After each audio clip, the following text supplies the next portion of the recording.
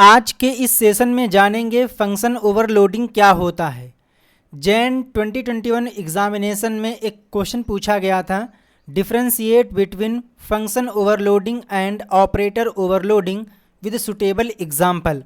तो आपको function overloading, function overriding, operator overloading इन तीनों टॉपिक को बेहतरीन ढंग से तैयार कर लेना है। इस बार एग्ज़ाम में आने की पूरी संभावना है।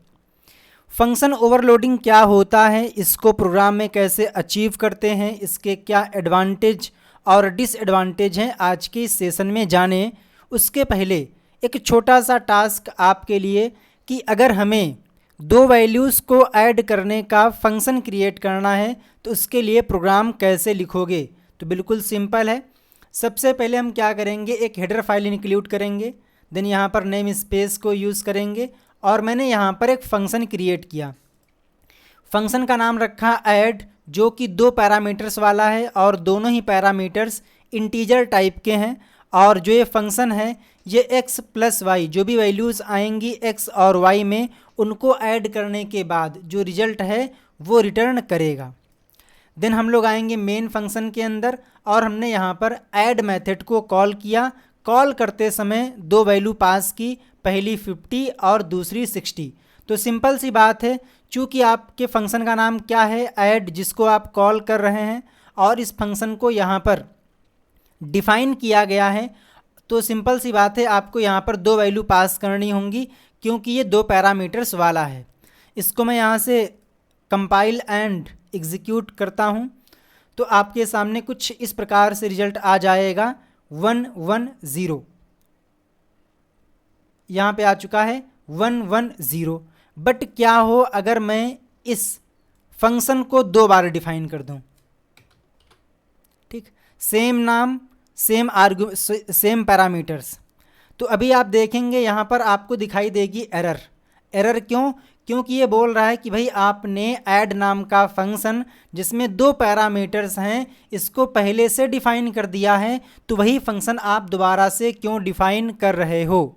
हाँ, लेकिन अगर मैं यहाँ पर इन दोनों फंक्शन का नाम सेम रखूँ, यहाँ पर दो पैरामीटर्स थे और मैं यहाँ पर एक कर दूँ, तो इस केस में आप देखेंगे यहाँ पर कोई एरर नहीं है। अभी आप देखेंगे यहाँ पर शो करेगा 110। यहाँ पे कुछ कंपाइलेशन एरर है क्योंकि मैंने यहाँ पे ओके, अब सही है। तो प्रोग्राम कंपाइल होगा, देन एग्जीक्यूट होगा और यहाँ पे आ चुका है 110। ठीक है, आई होप कि आपको समझ में आया होगा। यहाँ पर 110 आया, इसका मतलब क्या है कि जो ये वाला फंक्शन है इसको कॉल किया गया है। क्यों? क्योंकि हमने कॉल करते समय दो वैल्यू पास की थी, दो आर्गुमेंट पास किए थे। तो यहाँ पर ऐड नाम का फंक्शन यहाँ पर भी है, यहाँ पर भी है, लेकिन डिफरेंस ये है कि भाई यहाँ पर दो पैरामीटर्स हैं और यहाँ पर सिंगल पैरामीटर है। इट मीन्स जब हम लोगों ने ऐड नाम के फंक्शन को कॉल किया होगा तो इस वाले फंक्शन को कॉल किया गया होगा, ये वाला कोड एग्जीक्यूट हुआ होगा। अब बात ये आती है कि मैं कैसे मान लूँ कि ये वाला ही फंक्शन कॉल हुआ है। तो एक काम करते हैं, इसके अंदर कुछ निशानी प्रिंट कर देते हैं। तो हमने यहाँ पर लिखा सी आउट, मैंने कहा आई हैव, है ना, आई हैव टू पैरामीटर्स। ठीक, ताकि आपको समझ में आ जाए हाँ कि कौन सा फंक्शन कॉल हुआ है। इसको मैंने किया रन, तो रन करने पे जो आउटपुट है कुछ इस प्रकार से आ जाएगा। 1 पहले शो करेगा, I have two parameters, then show करेगा 110।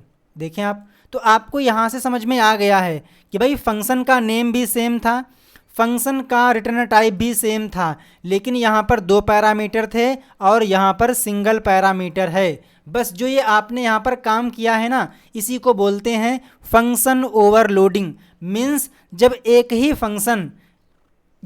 फंक्शन सेम नेम का एक से अधिक बार प्रोग्राम में डिफाइन किया गया हो, that is called function overloading. अगर मैं यहाँ पर एक काम करूँ, फंक्शन को कॉल करूँ और कॉल करते समय सिर्फ एक वैल्यू पास करूँ, लाइक मैंने पास किया 40, तो 5 ये मैं कर लेता हूँ यहाँ पर 84।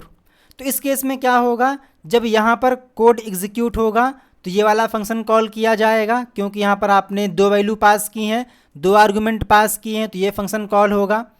जब आपने यहाँ पर कॉल किया और कॉल करते समय एक वैल्यू पास की तो ये वैल्यू आएगी यहाँ पर, तो ये वाला फंक्शन कॉल होगा। तो एक काम करता हूँ, मैं यहाँ पर भी एक मैसेज दे देता हूँ ताकि आप लोगों को बेहतरीन ढंग से समझ में आ जाए। तो आई हैव 1 पैरामीटर और इसको टर्मिनेट कर दीजिए, क्योंकि C++ में जो स्टेटमेंट होते हैं, इंस्ट्रक्शन होते हैं, उसे टर्मिनेट करना अनिवार्य होता है। तो यहाँ पर शो करेगा सबसे पहले I have 2 parameters 110, I have 1 parameter that is 84। तो कहने का मतलब क्या है? कहने का मतलब ये है when we have 2 function with the same name, जब हमारे पास एक ही प्रोग्राम में 2 फंक्शन या फिर 2 से अधिक फंक्शन सेम नेम के हों लेकिन उसके जो पैरामीटर्स हैं वो डिफरेंट हों, उसको बोलते हैं हम क्या? Function overloading. जैसा कि आपने यहाँ पर देखा फंक्शन का नेम सेम था लेकिन यहाँ पर 2 पैरामीटर्स थे और यहाँ पर सिंगल पैरामीटर था, मीन्स नंबर ऑफ पैरामीटर्स की वैल्यू चेंज थी। इसके बाद में जो फंक्शन ओवरलोडिंग है इसको आप 2 केस में अचीव कर सकते हो। पहला केस क्या है? The names of the function and return type are the same. पहला केस ये है कि फंक्शन का नाम भी सेम है, साथ ही साथ उन दोनों का रिटर्न टाइप भी सेम है, but differ in the type of argument. लेकिन जो आर्गूमेंट हैं वो डिफरेंट टाइप के हैं, किसी में इंटीजर है, किसी में फ्लोट है या कोई अदर टाइप का है। तो इस केस में भी फंक्शन को ओवरलोड किया जा सकता है। Number 2, the name of the function and return type are the same. Function का नेम सेम है, साथ ही साथ उसका रिटर्न टाइप भी सेम है, लेकिन जो आर्गुमेंट की संख्या है वो चेंज है। जैसा कि आपने यहाँ पर देखा इसमें 2 थे, इसमें 1 था, तो यहाँ पर भी फंक्शन को ओवरलोड किया जा सकता है। जैसा कि आपको यहाँ पर दिखाई दे रहा होगा, एक फंक्शन है सम नाम का जिसमें 2 पैरामीटर्स हैं और उसी नाम का यहाँ पर एक फंक्शन और है जिसमें 3 पैरामीटर्स हैं। इट मीन्स कि यहाँ पर सम नाम के फंक्शन को ओवरलोड किया गया है। बात ये आती है कि फंक्शन ओवरलोड करने के बेनिफिट्स क्या हैं। सबसे पहले तो ये है कि मान लीजिए मैंने आपसे बोला कि भाई प्रोग्राम में आपको 5 बार किसी में 2 पैरामीटर्स को ऐड करना है, किसी में 3 पैरामीटर्स को ऐड करना है, तो इस केस में क्या होगा?